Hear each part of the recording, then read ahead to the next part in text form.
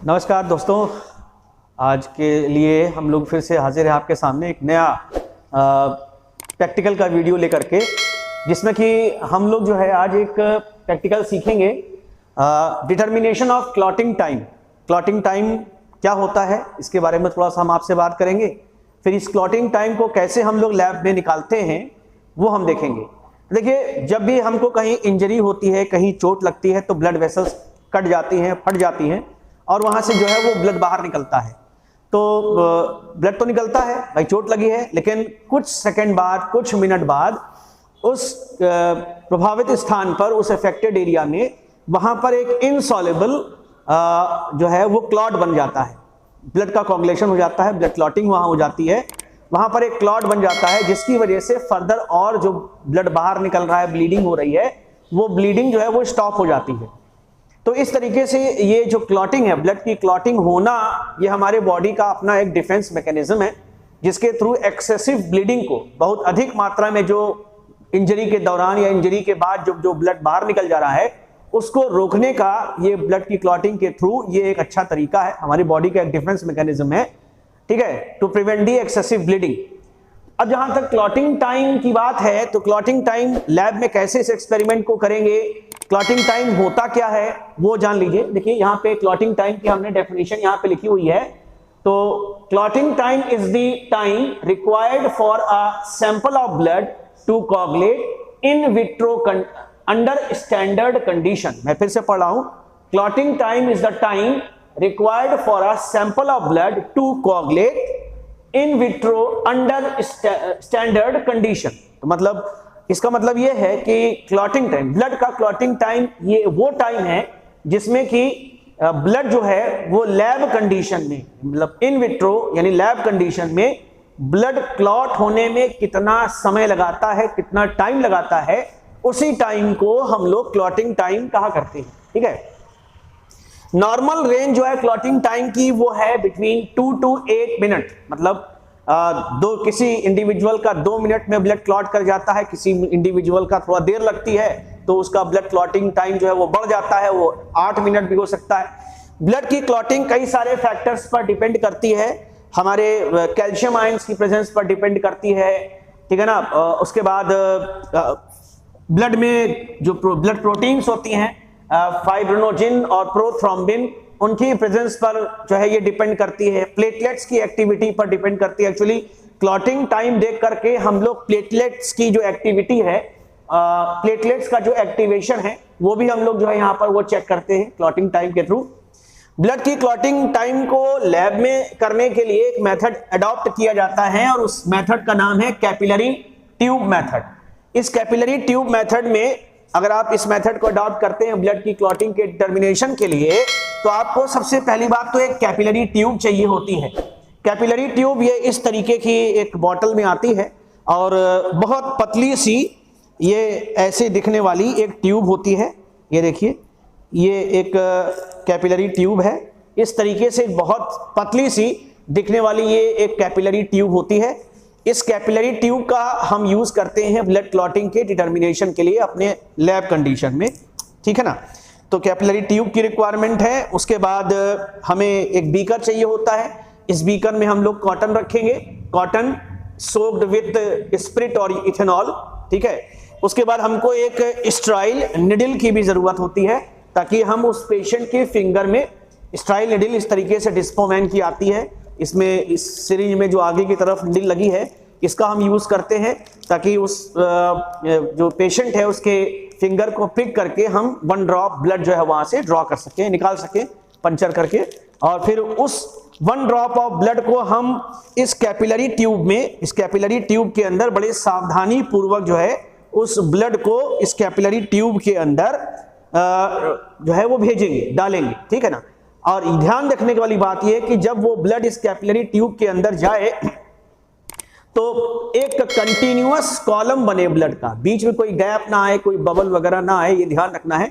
तो आपको जब पहले तो पेशेंट की फिंगर को पिक करना है और जब उसका ब्लड बाहर निकल आए तो उसको दबा दबा करके कैपिलरी ट्यूब का एक सिरा, एक एंड जो है वो ब्लड के कांटेक्ट में बनाए रखना है ताकि ब्लड उस कैपिलरी प्रेशर की वजह से इस कैपिलरी ट्यूब के अंदर एक सिंगल कॉलम बनाते हुए अंदर जो है वो प्रवेश कर जाए। ठीक है, जब इस कैपिलरी ट्यूब में ब्लड अंदर जब चला जाएगा तो उसके बाद का प्रोसेस ये है कि अब उस ब्लड को बियर करती हुई जो कैपिलरी ट्यूब है उसको थोड़ा 1-2 मिनट के लिए आप दोनों हाथ के बीच में इस तरीके से रब करेंगे।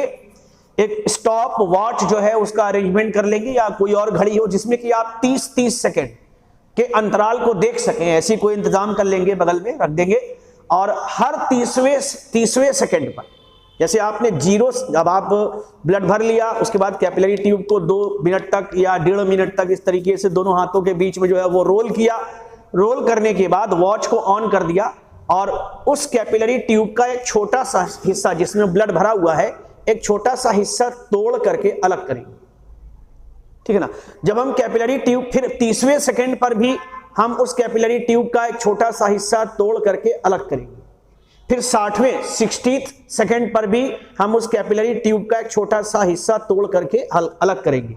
हमें देखना क्या है कि हम तब तक हर 30वें सेकेंड पर उस कैपिलरी ट्यूब के छोटे छोटे हिस्से तोड़ते जाएंगे जब तक कि किसी एक टाइम पर उसका 2 टुकड़ा करने पर कैपिलरी ट्यूब का और दोनों टुकड़ों को अलग अलग करने पर हमको एक फाइन फाइबर, एक बहुत महीन सा रेशा दिखाई ना दे।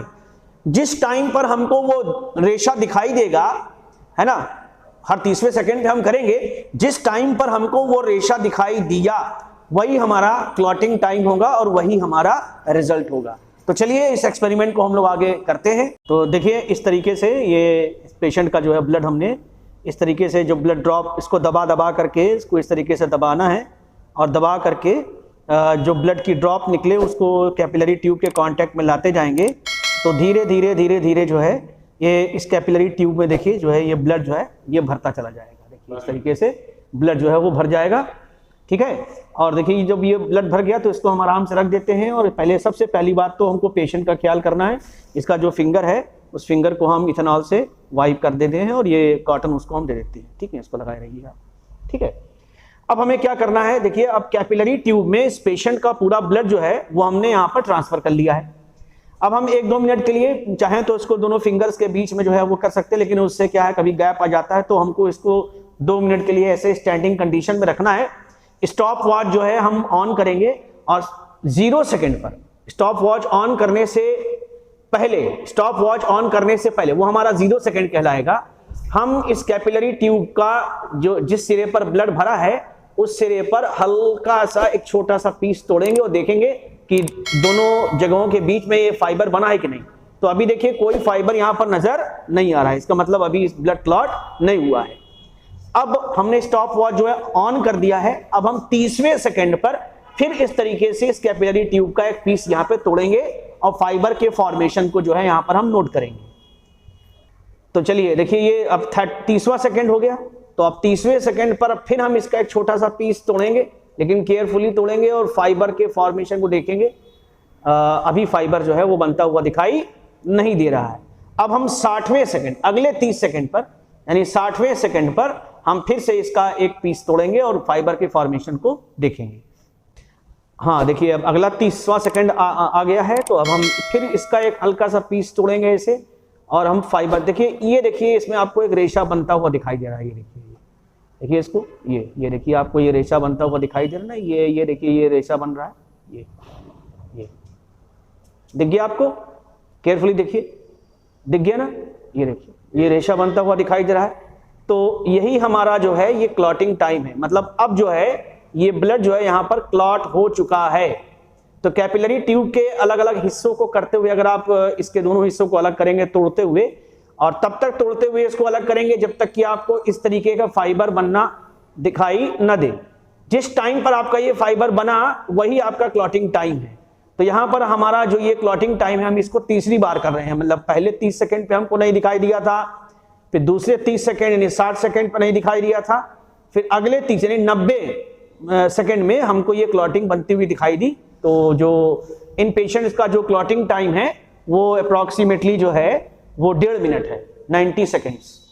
ठीक है, तो इस तरीके से इस कैपिलरी ट्यूब के मेथड के द्वारा जो है हम लोग किसी भी पेशेंट का क्लॉटिंग टाइम बहुत आराम से निकाल सकते हैं। और सिंपल इंस्ट्रूमेंट्स का यूज करके बहुत सिंपली। ठीक है, तो आशा करते हैं कि आपको समझ में आया होगा। फार्मेसी के student, particularly D pharma, B pharma के स्टूडेंट के करिकुलम में, फर्स्ट ईयर के करिकुलम में ये क्लॉटिंग टाइम का एक्सपेरिमेंट है। और डीएमएलटी के स्टूडेंट जो हमारे पैरामेडिकल के स्टूडेंट्स हैं, उनके यहाँ भी ये क्लॉटिंग टाइम का जो है एक्सपेरिमेंट वो रहता है। तो हमारा वीडियो देख करके सीख सकते हैं, लैब में खुद से करिए। जब तक खुद से नहीं करेंगे तब तक आपको आएगा नहीं। इसका कई बार जैसे आप करते जाएंगे तो आपका हाथ जो है सेट होता जाएगा और प्रैक्टिस होती जाएगी। आशा करते हैं आपको हमारा वीडियो जो है वो हेल्पफुल लग रहा होगा। हमारे चैनल को सब्सक्राइब करिए और हमें सपोर्ट करिए। Thank you.